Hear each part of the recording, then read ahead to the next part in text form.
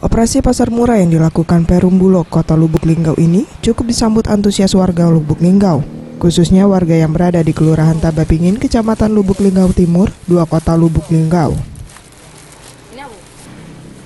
Jelang datangnya Hari Idul Fitri, sejumlah bahan pokok mulai mengalami kenaikan sehingga membuat warga kian menjerit dalam memenuhi kebutuhan sehari-hari.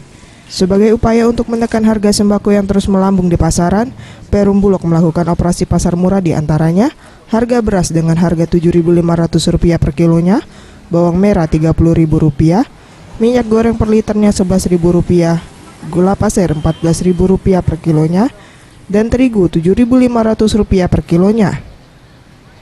Sejumlah warga mengaku dengan adanya operasi pasar murah ini sangat membantu dan terbilang terjangkau.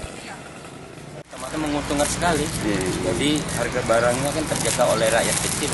Ya harap agak murah di sini. Dua, kadang-kadang 3 ribuan ya. Ferry Setiawan, Sriwijaya TV.